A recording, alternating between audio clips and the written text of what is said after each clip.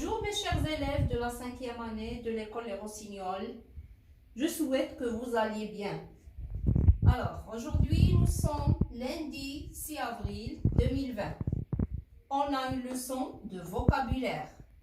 La dernière séance, on a fait les antonymes. Alors, on va faire la deuxième partie. S'il vous plaît, soyez attentifs et suivez avec moi. Regardez au tableau. On commence par un rappel. Voilà les antonymes. Alors, qu'est-ce que c'est que les antonymes? Quand on dit les antonymes, c'est la même chose. Ce sont les contraires. Alors, c'est quoi les antonymes? Ce sont des mots qui ont un sens opposé. Par exemple, sortir, entrer. Alors, quand on parle des mots contraires, alors ces mots doivent appartenir à la même classe grammaticale. Voilà des exemples. Vous avez là-bas cesser. Cesser, ça veut dire arrêter. Alors, cesser, c'est le contraire de continuer. Regardez bien, cesser, c'est un verbe, alors son antonyme doit être aussi un verbe. Regardons maintenant cet exemple, la sortie. Quel est le contraire de sortie? C'est entrer, l'entrée. Alors, puisqu'on a ici sortie, c'est un nom, alors son antonyme doit être aussi un nom. Si je vous donne par exemple la sortie et vous me donnez comme contraire entrer, ça veut dire le verbe, c'est faux.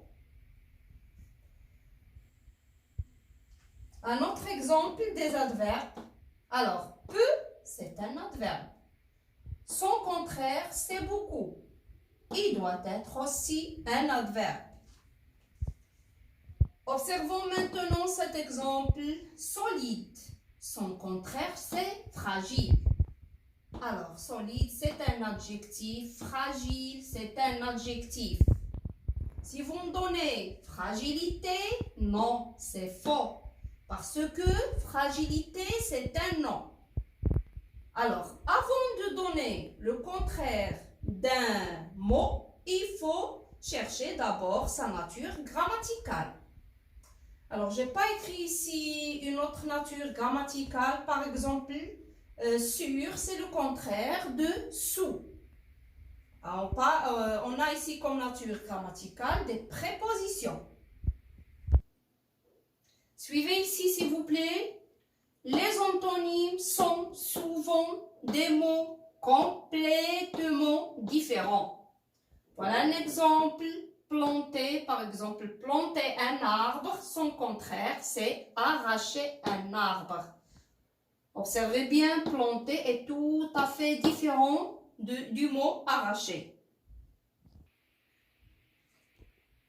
Mais on peut aussi former les antonymes en utilisant des préfixes.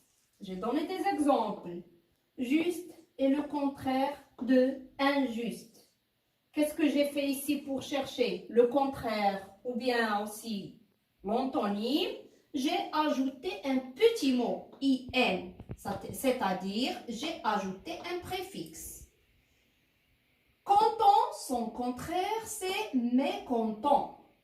Alors, qu'est-ce que j'ai utilisé comme préfixe ici? J'ai ajouté, oui, mais, un petit mot, c'est un préfixe.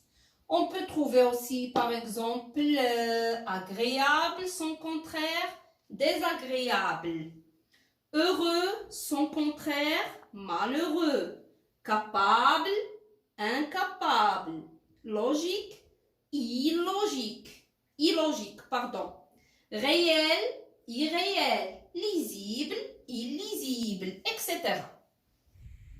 J'espère que vous avez bien compris cette leçon.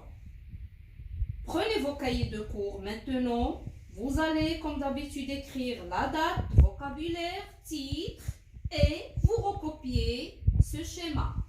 Je sais que vous adorez faire un travail avec un schéma. Alors, s'il vous plaît, mes enfants, j'insiste sur la bonne organisation. Pas de rature, pas de tâches. Essayez toujours d'améliorer l'écriture.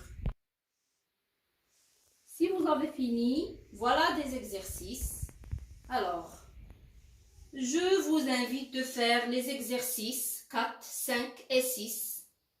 Page 135, ça se trouve sur ou bien dans vos livres, mes apprentissages.